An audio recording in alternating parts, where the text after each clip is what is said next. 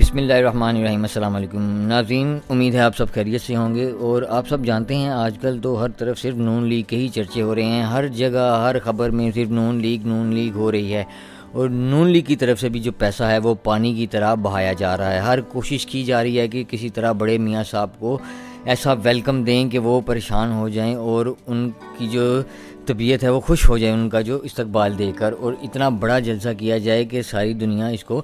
دیکھے۔ نہ جانے یہ کیوں اتنا پیسہ ضائع کر رہے ہیں، یہی پیسہ غریبوں پر لگا ہو تو اس ملک کے حالات بدل جائیں۔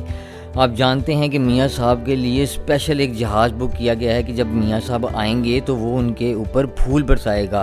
یہ تو وہی بات ہو گئی کہ یہ وہ حرکتیں کر رہے ہیں کہ خود ہی اپنے جو ہاتھ اور بازو ہیں وہ کاٹ کر دے رہے ہیں، کہ جس ملک میں عوام کو کھانے کو روٹی نہیں مل رہی، بجلی کے بل نہیں دیے جا رہے، لوگوں کو نوکریاں نہیں مل رہی، عوام خودکشیاں کر رہی ہے، پیٹرول ڈالر ہر چیز آسمان کو چھو رہی ہے، اور یہ وہاں پہ سب کو ایسے پیسہ شو آف کر رہے ہیں کہ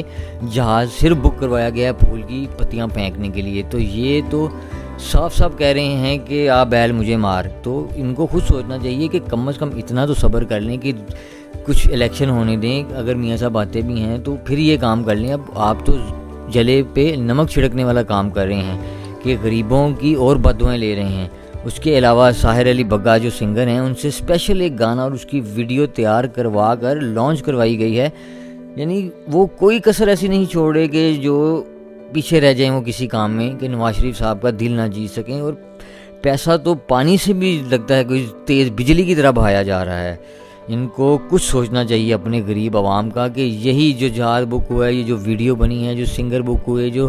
جلسے پہ پیسے لگیں گے، وہ کم از کم یہ کچھ نہیں ایک شہر کی غربت ہی اس سے مٹا سکتے ہیں، لیکن اس کے باوجود انہیں شرم نہیں آئے گی اور یہ اپنی پوری کوششیں جاری رکھیں گے۔ یہ تو اللہ ہی بہتر جانتا ہے کہ کس کارکن کی کیا اور کون سی ڈیوٹی لگائی گئی ہے کہ اس نے وہ کام سر انجام دینا ہے میاں صاحب کو خوش کرنے کے لیے۔ چلیں ایک دن رہ گیا، اب دیکھتے ہیں کہ میاں صاحب آتے ہیں تو پھر کیا ہوتا ہے۔ اور ناظرین، دوسری طرف ایک اور بڑی خبر آئی ہے کہ شیخ رشید صاحب جو کہ کافی دیر سے جیل میں تھے، ان کا بھی آج رات کو یا کل ایک ویڈیو کانفرنس کا بیان عثمان ڈار اور باقی پی ٹی آئی کے جو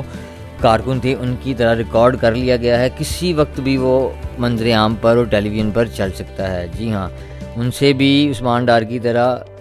جو کانفرنس ہے وہ کروا لی گئی ہے، ریکارڈ ہو گئی ہے، اب صرف اس کو نشر کرنا باقی ہے، اور ان کو میرے خیال سے رہا بھی کر دیا گیا ہے، لیکن ابھی بتایا نہیں گیا۔ تو دیکھیں اب یہ شیخ رشید صاحب کی جو کانفرنس کی ویڈیو ہے وہ کب آتی ہے۔ دوسری جانب ناظرین، ایک بہت جو چونکا دینے والی خبر اور جو ناقابل یقین خبر ہے کہ جہاں پی ٹی آئی کے لوگوں سے ایسے کانفرنسیں کروائی جا رہی ہیں، پی ٹی آئی کے لوگ جو ہے وہ اپنی پارٹی چھوڑ کے جا رہے ہیں، تو وہاں پہ تو کوئی ایسی امید نہیں کر سکتا کہ کوئی پی ٹی آئی میں شمولیت کا اعلان کر سکتا ہے یا ارادہ کر سکتا ہے۔ لیکن ایک ایسی ہی انہونی ہو گئی ہے لاہور میں کہ ایک بڑی پارٹی کے بڑے رہنما نے پی ٹی آئی میں شمولیت کا نہ صرف اعلان کیا ہے بلکہ کانفرنس کر کے باقاعدہ سب کے سامنے کہا ہے کہ میں پی ٹی آئی میں شمولیت اختیار کر رہا ہوں اور آج سے میں عمران خان کے ساتھ کھڑا ہوں۔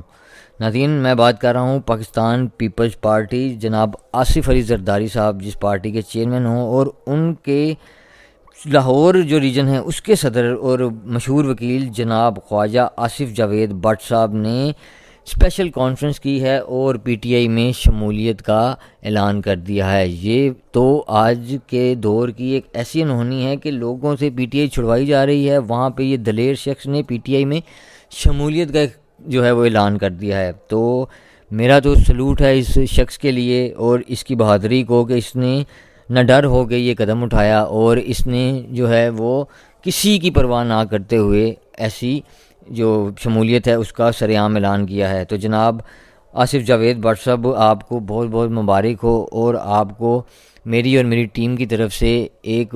واضح سلوٹ کہ آپ نے اتنی بہادری کا جو ہے وہ مظاہرہ کیا۔ اللہ آپ کو لمبی زندگی دیں اور اللہ تعالیٰ آپ کو عمران خان کے ساتھ کھڑا ہونے کی توفیق عطا فرمائے، آمین۔